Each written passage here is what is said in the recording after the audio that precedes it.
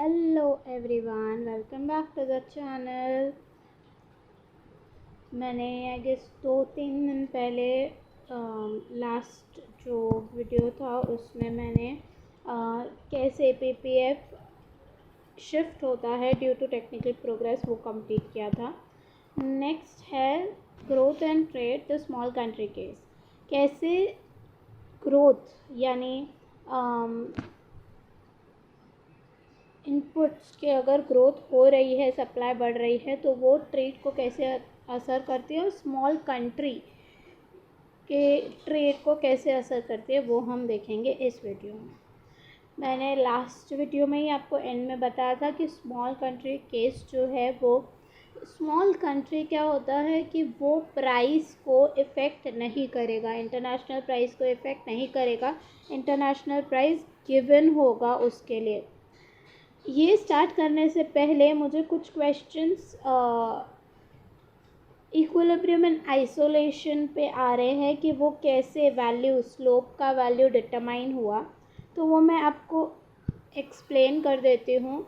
कि देखो, अगर हम स्ट्रेट लाइन हमारा पीपीएफ है, समझो ये स्ट्रेट लाइन पीपीएफ है, तो उस केस में आपका जो शिफ्ट होगा, जो यहाँ इस ए पॉइंट से बी पॉइंट में जाने का जो स्लोप होगा या किसी भी पॉइंट पे जो स्लोप होगा वो सेम होगा थ्रू आउट द कर्व या थ्रू आउट द लाइन. ठीक है, इस वजह से हमने जो स्ट्रेट लाइन कांस्टेंट स्लोप वाला था उसमें हमने इजीली स्लोप निकाल दिया. वो 20 था समथिंग डिफरेंस नेशन 1 के लिए. लेकिन जब कर्व की बात आती है यानी इंक्रीजिंग स्लोप की बात आती है तो उसमें आपका कर्व का इक्वेशन गिवन होता है. अब ये एक तरीके का इक्वेशन है, ज़रूरी नहीं है कि यही इक्वेशन हो इस कर्व का. एक एग्जाम्पल के तौर पे ये इक्वेशन मैंने लिया है. अब समझो हमें जानना है कि x इज इक्वल्स टू 2 पे स्लोप क्या होगा, यहाँ पे स्लोप क्या होगा. तो पहली बात तो ये गिवन इक्वेशन है हमारे कर्व का, तो मैं उसको लिख दूँगी 7x² प्लस 3x प्लस 5. अब जो मैं डेरिवेटिव्स की बात कर रही हूँ वो ये है कि हम f(x) निकालेंगे, यानी हम इसका डेरिवेटिव करेंगे. तो इसके लिए पावर रूल लगेगा जो है 2 × 7 x raise to 2 - 1 plus 3 plus 0. ये मैंने पावर रूल एंड जो भी रूल्स हैं डेरिवेटिव्स के वो अप्लाई किए हैं.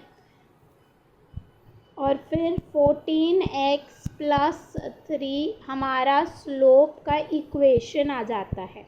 अब हमें जानना था 2 पे स्लोप क्या होगा, तो मैं इधर x की जगह पर 2 डाल दूँगी. 14 × 2 plus 3 which becomes 28 plus 3 which is 31. तो इस जगह पर स्लोप 31 है, इस जगह पर स्लोप 31 है. तो इस तरीके से वो कैलकुलेट होता है. वो 1/4 जो भी था तो उसका इक्वेशन समथिंग लाइक x/2 ऐसा कुछ इक्वेशन होगा, इस वजह से 1/4 या 1/2 आया है. तो वो आपको गिवन था कि यहाँ पे नेशन 1 का जो स्लोप है वो इधर इतना है. उन्होंने कैलकुलेट करके दे दिया है, ना कि आपको स्लोप का इक्वेशन दिया है. ऐसा कुछ भी नहीं दिया है कि आप कैलकुलेट करते बैठो, आपको डायरेक्टली वैल्यू दे दिया है. इस वजह से आपको पता नहीं चल रहा है कि इक्विलिब्रियम कैसे फाइंड आउट हो रहा है. कांस्टेंट स्लोप में तो आपको इक्विलिब्रियम समझ में आ गया क्योंकि वहाँ पे स्लोप कांस्टेंट था. यहाँ पे इंक्रीजिंग स्लोप है. आपको बस इतना जानना है कि ये 1/4 था नेशन 1 के लिए स्लोप, और नेशन 2 का ऑटार्की सिचुएशन में जो स्लोप था वो था 4.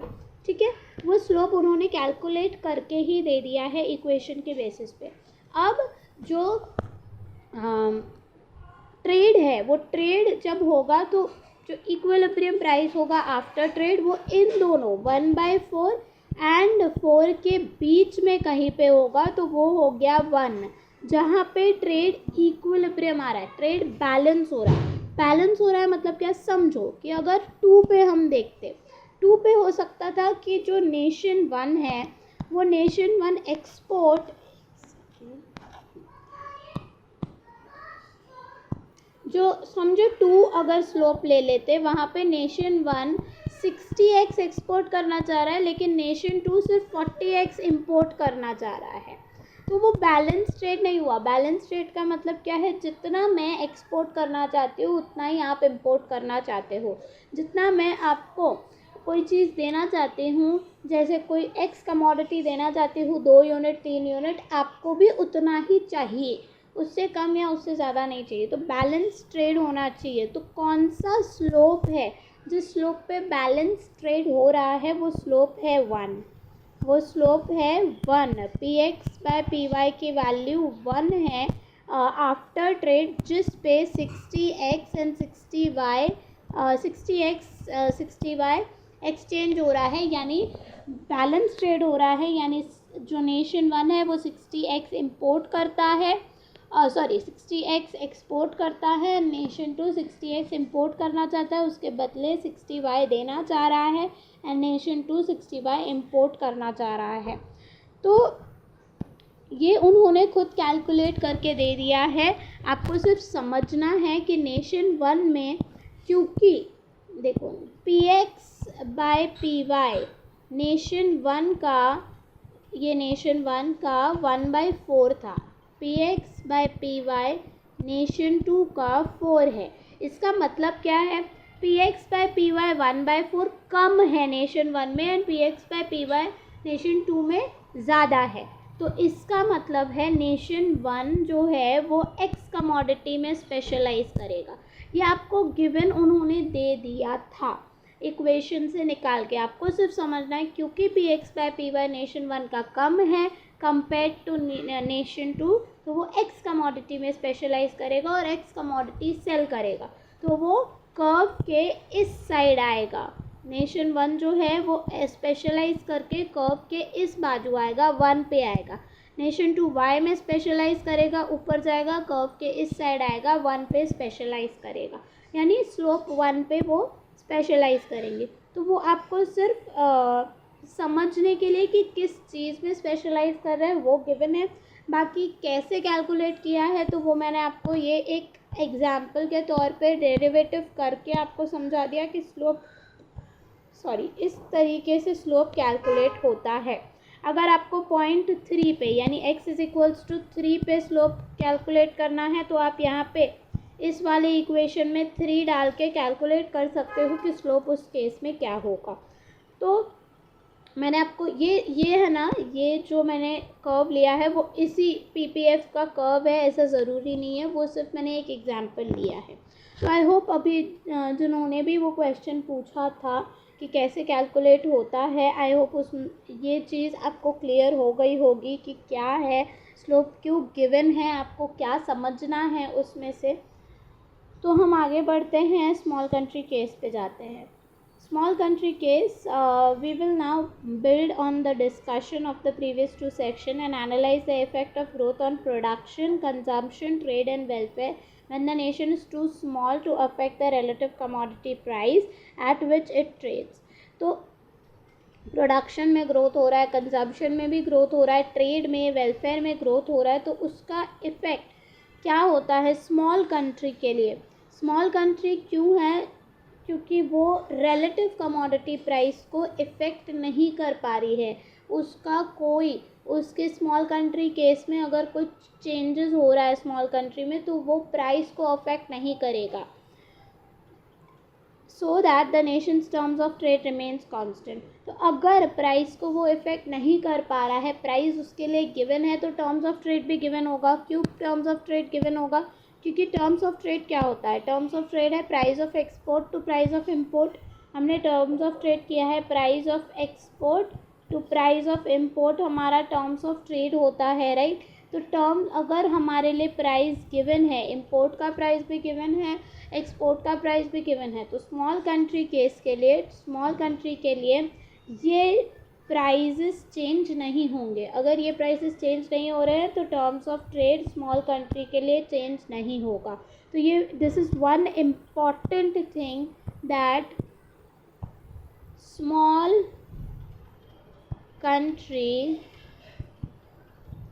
cannot affect the prices, therefore the terms of trade is constant. ये बहुत इम्पॉर्टेंट है. आगे in section 7.4a we discuss growth in general and define pro trade क्या होता है, anti trade क्या होता है, neutral production and consumption क्या होता है. Using these definition we illustrate the effect of one type of factor, growth, in section 7.4b and analyze the effect of technical progress in 7.4c.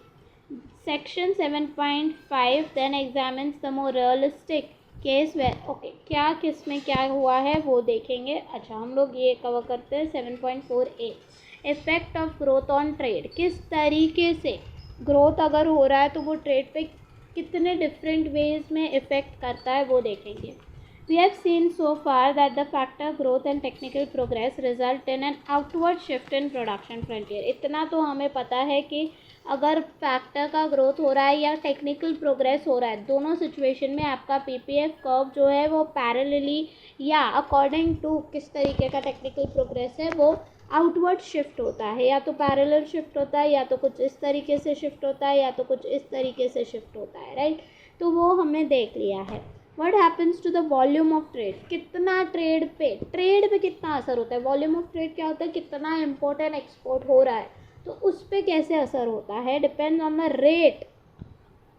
Volume of trade कैसे पता चलेगा कितना असर हुआ है, वो डिपेंड करता है कि कितने रेट से आउटपुट जो है नेशंस का exportable output and importable output grow हुआ है, उसके बेसिस पे इम्पोर्ट एंड एक्सपोर्ट इफेक्ट होता है. ऑन द कंजम्पशन पैटर्न, किस तरीके से अगर कंजम्पशन पैटर्न चेंज हुआ है तो उसके बेसिस पे भी वॉल्यूम ऑफ ट्रेड बेस्ड होता है. पता चलता है कि कैसे वॉल्यूम ऑफ ट्रेड असर हुआ है. As its national income expands through growth and trade. देखो कंजम्पशन पैटर्न क्यों, क्योंकि जैसे ही एक्सपोर्ट आप बढ़ा रहे हो, आपका टेक्निकल प्रोग्रेस हो रहा है, आप एक्सपोर्ट बढ़ा रहे हो, तो ऑब्वियस नेशनल इनकम बढ़ेगा.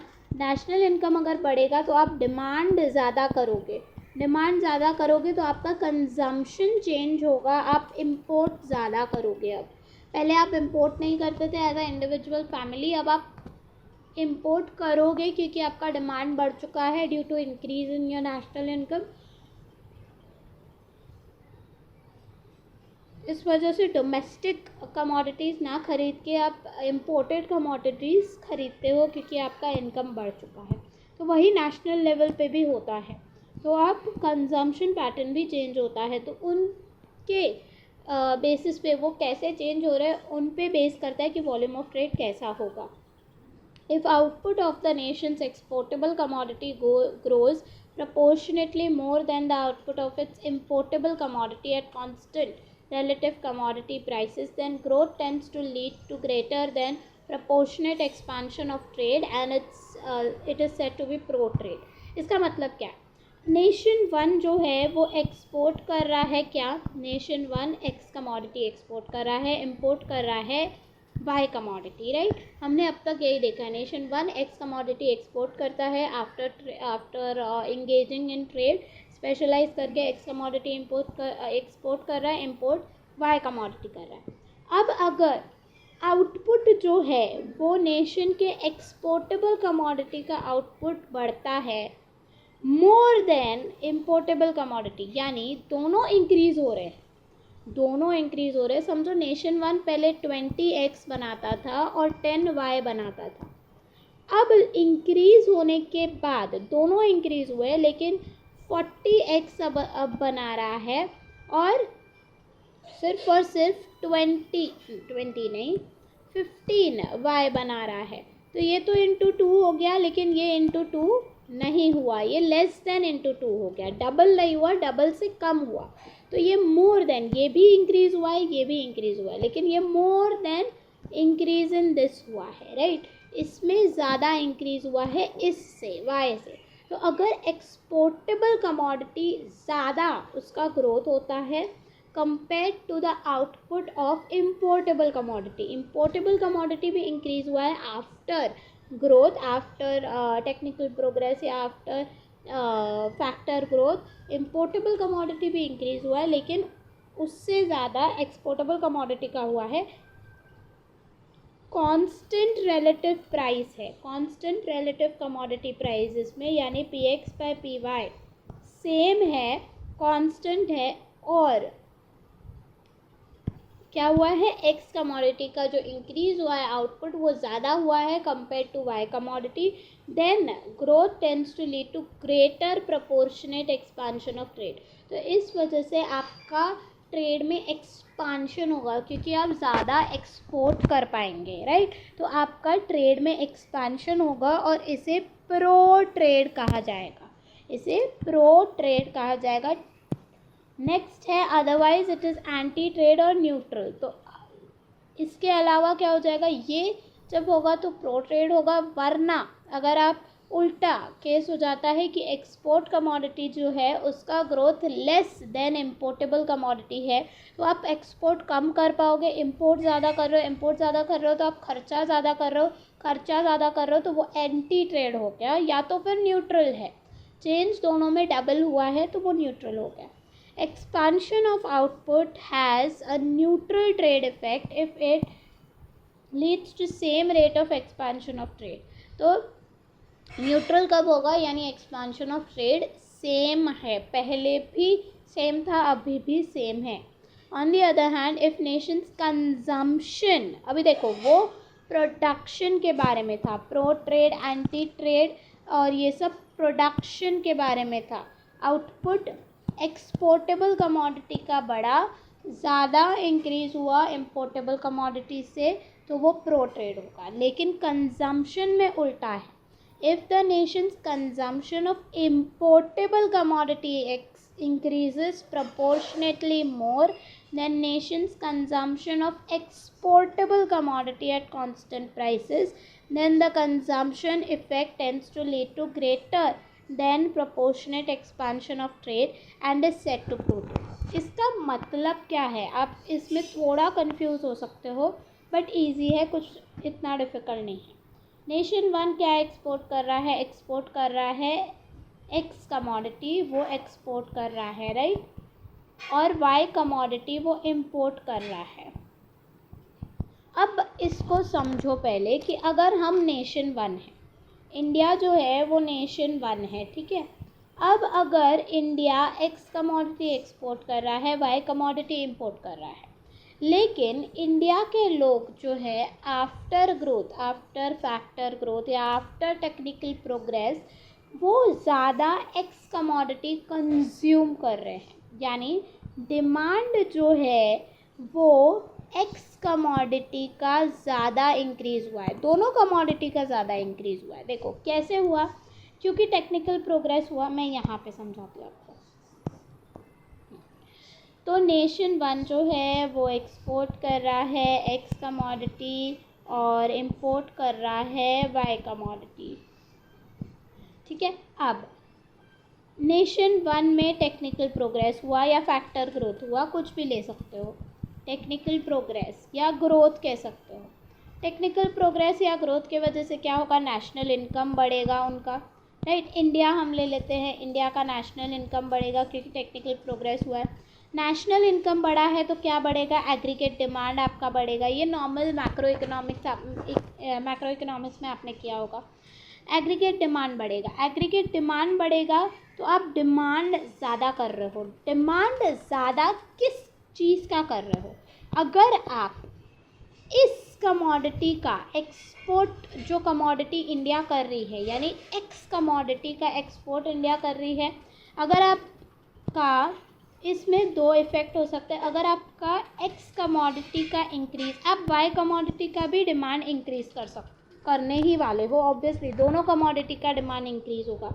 लेकिन अगर एक्स कमोडिटी का जो डिमांड इंक्रीज़ है, ये मैंने डिमांड लिखा है, X demand increase Y demand increase, अगर एक्स कमोडिटी का डिमांड ज़्यादा इंक्रीज़ होता है वाई कमोडिटी से, यानी इसका डबल हो गया और इसका डिमांड लेस देन डबल हो गया, यानी जो नेशन जो चीज़ एक्सपोर्ट कर रही है वही चीज़ नेशन में डिमांड हो रही है। तो अगर वही चीज़ नेशन में डिमांड होगी तो उसका एक्सपोर्ट कम हो जाएगा। अगर एक्सपोर्ट कम हो जाएगा तो वो एंटी ट्रेड हो जाएगा, क्योंकि आप ज़्यादा ट्रेड नहीं कर रहे हो। देखो, हमेशा याद रखना, प्रो ट्रेड कब होगा? जब आपका एक्सपोर्ट इंक्रीज होगा। आउटपुट प्रोडक्शन के केस में जब एक्सपोर्टेबल कमोडिटी का आउटपुट इंक्रीज ज़्यादा होता है तो एक्सपोर्ट ज़्यादा होगा, इस वजह से प्रो ट्रेड है। लेकिन यहाँ पे एक्सपोर्टेबल कमोडिटी ऑलरेडी नेशन ही खा जा रही है, तो एक्सपोर्ट करेंगे क्या? एक्सपोर्ट नहीं कर पा रहे, एक्सपोर्ट लेस है, तो प्रो ट्रेड नहीं होके एंटी ट्रेड होगा। प्रो ट्रेड कब होगा? जब एक्स कमोडिटी का डिमांड जो इंक्रीज हो रहा है वो लेस देन वाई कमोडिटी के डिमांड इंक्रीज से है, यानी ये डबल हो रहा है, ये लेस देन डबल हो रहा है। इसका मतलब ये है, चलो हम एक एग्जाम्पल लेते हैं। आपके घर पे आपके मॉम जो है वो एक टिफ़िन सर्विस प्रोवाइड कर रहे हैं। दिन में उनको 30 प्लेट्स का ऑर्डर आता है, हर रोज़ नॉर्मली 30 to 40 प्लेट्स का ऑर्डर आता है, ठीक है। अब जो वो चीज़ बना के सेल कर रही है वो टिफ़िन सर्विस में, हो सकता है वो कढ़ी चावल हो, तो कढ़ी चावल जो है, अगर समझो कि आप एक दिन पे आप डिमांड कर देते हो कि नहीं मुझे कढ़ी चावल खानी है, या आप सारे बच्चे डिमांड करते हो कि नहीं हमें कढ़ी चावल खानी है, तो क्या हो जाएगा? आपके जो मॉम बना रही है कढ़ी चावल, जो बन गया है ऑलरेडी, और आप ज़्यादा कंज्यूम कर रहे हो, घर पे ही सारे लोग कढ़ी चावल खा रहे हैं, तो उनको बाहर देने में 1 प्लेट कम या 2 प्लेट कम देने पड़ेंगे। तो इस वजह से क्या हो जाएगा? वो इफ़ेक्ट करेगा, जो वो सप्लाई कर रहा है, जो वो एक्सपोर्ट कर रहा है, वो जो दे रहे हैं प्लेट्स, उसमें कम हो जाएगा, एक्सपोर्ट कम हो जाएगा। तो वही केस यहाँ पे हो जाती है, आपका डिमांड दोनों एक्स एंड वाई दोनों का बढ़ रहा है, लेकिन वाई का इम्पोर्टेबल कमोडिटी का ज़्यादा बढ़ना चाहिए और एक्सपोर्टेबल कमोडिटी का कम इंक्रीज़ होना चाहिए, लेकिन compare to importable commodity exportable commodity का कम इंक्रीज़ होना चाहिए। तभी जाके वो चीज़ का घर में कम डिमांड हो रहा है तो बाहर बेचा जाएगा तो एक्सपोर्ट इंक्रीज़ होगा, एक्सपोर्ट इंक्रीज़ होगा तो एक्सपांशन ऑफ ट्रेड होगा। एक्सपांशन ऑफ ट्रेड मतलब प्रो ट्रेड होगा। तो वही चीज़ यहाँ पे एक्सप्लेन की गई है। मैं एक बार फिर रीड कर रही हूँ। If Nations consumption of its importable commodity increases proportionately more than the nation's consumption of its exportable commodity at constant prices, px by py constant होना चाहिए, then the consumption effect tends to lead to greater than proportionate expansion of trade and is said to be pro trade। तो वो proportionate expansion यानी equal double से ज़्यादा होगा expansion of trade और pro trade कहलाएगा। Otherwise the expansion of consumption is anti trade और neutral. Anti trade मैंने आपको एक्सप्लेन कर दिया है, जब एक्सपोर्टेबल कमोडिटी का कंजम्पशन मोर देन इंक्रीज होगा इम्पोर्टेबल कमोडिटी से, तब वो एंटी ट्रेड कहलाएगा कंजम्पशन इफेक्ट में। Thus production and consumption effect can be pro trade.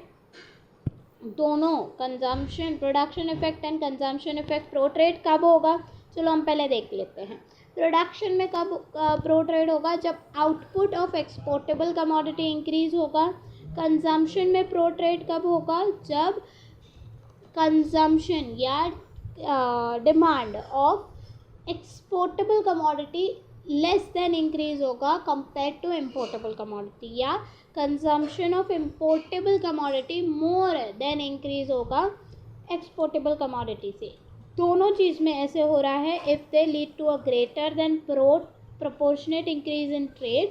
दोनों में एक्सपोर्ट बढ़ रहा है at constant relative commodity prices, anti trade. So production and consumption में दोनों में प्रो ट्रेड हो सकता है, तो इस केस पे एक्सपांशन होगा। एंटी ट्रेड हो सकता है या न्यूट्रल होता है। Production is pro trade if output of the Nations exportable commodity increases proportionately more than the output of importable commodity. Consumption is pro trade if the nation's consumption of importable commodity increases proportionately more than consumption of its exportable commodity. घर पे वो चीज़ हम नहीं खा रहे हैं, export ज़्यादा हो रहा है, तो आपका प्रो ट्रेड है। तो ये बहुत इम्पॉर्टेंट है, मैं इसको मार्क कर देती हूँ। ये यहाँ से लेके यहाँ तक बहुत इम्पॉर्टेंट है समझना। मैंने एक्सप्लेन कर दिया है कंजम्पशन पे प्रो ट्रेड कब कहलाता है, प्रोडक्शन में प्रो ट्रेड कब कहलाता है। अगर आपको फिर भी एक्सप्लेनेशन नहीं समझा है तो आप कमेंट्स में ज़रूर लिखिएगा, मैं एक्सप्लेन एक बार फिर नेक्स्ट वीडियो में कर लूँगी। What in effect happens to volume of trade in the process of growth depends on the net result of these production and consumption effect. Volume of trade पे क्या असर हुआ, तो वो डिपेंड करता है कि कौन सा production effect and consumption effect किस तरह हुआ है। प्रोडक्शन इफेक्ट भी प्रो ट्रेड है, कंजम्पशन इफेक्ट भी प्रो ट्रेड है, तो प्रो ट्रेड होगा यानी एक्सपांशन ऑफ ट्रेड होगा, वॉल्यूम ऑफ ट्रेड बढ़ेगा। If both production and consumption are pro-trade, volume of trade expands proportionately faster than output. यानी volume of trade ज़्यादा increase होगा compared to the increase in output. If production and consumption are both anti-trade, दोनों में anti-trade है। कब होगा anti-trade? Production में anti-trade तब होगा जब exportable commodity का output less than increase होगा। increase जो हो रहा है, increase तो हो रहा है लेकिन वो इंक्रीज लेस है compare to the importable commodity. Consumption में कब होगा, जब एक्सपोर्टेबल कमोडिटी ज़्यादा कंज्यूम कर रहे हैं तब वो एंटी ट्रेड होगा। तो वॉल्यूम ऑफ ट्रेड क्या हो जाएगा, वॉल्यूम ऑफ ट्रेड एक्सपांड होगा, बढ़ेगा वॉल्यूम ऑफ ट्रेड, क्योंकि टेक्निकल प्रोग्रेस हुआ है, आप आउटपुट ज़्यादा प्रोड्यूस कर रहे हो, तो वॉल्यूम ऑफ ट्रेड बढ़ेगा, लेकिन वो लेस देन, वो जो इंक्रीज़ होगा वो कम होगा कंपेयर टू द आउटपुट में जो इंक्रीज़ हुआ है। आपके प्रोडक्शन में जितना इंक्रीज़ हुआ है उससे less than volume of trade increase होगा and may even decline absolutely, वो डिक्लाइन भी हो सकता है, कम भी हो सकता है, वॉल्यूम ऑफ ट्रेड कम भी हो सकता है। If production is pro trade production यानी एक्सपोर्ट का आउटपुट मोर है, output of exportable commodity increased more than importable commodity. Consumption anti trade है यानी एक्सपोर्टेबल कमोडिटी ज़्यादा कंज्यूम कर रहे हैं, और वाइसे वर्सा यानी प्रोडक्शन में एंटी ट्रेड है, कंजम्पशन में प्रो ट्रेड है। What happens to the volume of trade depends on the net effect, किसका इफेक्ट ज़्यादा है उस पर डिपेंड करेगा volume of trade. In the unlikely event that both production and consumption are neutral, trade expands at the same rate as output. बहुत ही unlikely होता है ये इवेंट, रियलिटी में बहुत कम होता है, रेयर है कि प्रोडक्शन एंड कंजम्पशन जो है वो न्यूट्रल हो। उस सिचुएशन में ट्रेड जो है वो सेम रेट पे इंक्रीज होगा जो आउटपुट इंक्रीज हो रहा है। Since growth can result from different types and rate of factor growth and technical progress and production and consumption can be pro trade, anti trade or neutral. The effect of growth on trade and welfare will vary from case to case, क्योंकि हमारे पास different situation है, pro trade, anti trade, neutral effect, production में pro trade, consumption में anti trade, ऐसे अलग अलग situation में है। तो ग्रोथ का असर ट्रेड पे एंड वेलफेयर पे क्या होगा वो भी डिफरेंट होगा, वो भी वेरी करेगा हर केस में। Thus the approach must necessary be taxonomic approach. जो हमको इफ़ेक्ट अगर देखना है कि क्या इफ़ेक्ट है, वो समझने के लिए जो हमें अप्रोच लेना चाहिए, किस तरीके से हम उसको समझें, वो टैक्सोनॉमिक होना चाहिए। मतलब if this is the case, यानी अगर ये केस है, प्रो ट्रेड है प्रोडक्शन एंड कंजम्पशन दोनों में, तो दिस इज़ द रिज़ल्ट, ये असर हो रहा है वेलफेयर पे। अगर प्रोडक्शन में प्रो ट्रेड है, कंजम्पशन में एंटी ट्रेड है, सिचुएशन ऐसा है, तो इसका इफ़ेक्ट ऐसा होगा। So if this is the case then this is the outcome, ऐसे। As a result, all we can do is give some examples and indicate the forces that must be analyzed to determine what is likely to happen in any particular situation. तो कोई example लेके हम देख सकते हैं कि particular situation में क्या असर होगा. मैंने pro trade, anti trade, neutral trade आपको समझा दिया है. नेक्स्ट वीडियो में मैं स्मॉल कंट्री केस का ये जो इलस्ट्रेशन है वो कवर करूँगी. Till then keep watching the journey of understanding economics. जाने से पहले लाइक कर दीजिए अगर आपको समझा है. प्रोडक्शन में प्रो ट्रेड क्या होता है, एंटी ट्रेड क्या होता है, और कंजम्पशन में प्रो ट्रेड, एंटी ट्रेड क्या होता है. कमेंट करके ज़रूर बताइएगा अगर आपको समझा है. नहीं समझा है तो भी कमेंट करके लिख दीजिए. नेक्स्ट वीडियो में जब भी नेक्स्ट वीडियो होगा कमेंट के बाद मैं उसमें अपलोड कर दूँगी. शेयर करते रहिए अपने क्लासमेट्स को. एंड येस, अगर आप न्यू हो चैनल पे, मैं क्या कर रही हूँ, मैं जो रेफरेंस बुक है इंटरनेशनल इकोनॉमिक्स का वो मैं कवर कर रही हूँ. 7th चैप्टर पे हूँ मैं. 6 चैप्टर ऑलरेडी कवर हो चुके हैं और मैंने दूसरा बुक भी स्टार्ट किया है which is principles of micro economics. उसके भी फर्स्ट चैप्टर ऑलमोस्ट मैंने कवर कर लिया है, हाफ ऑफ द पोर्शन. तो अगर आप न्यू हो तो आप सब्सक्राइब कर दो ताकि जैसे जैसे मैं आप आगे वीडियो डालती जाऊँ तो आपको नोटिफिकेशन मिलता रहे. Thank you.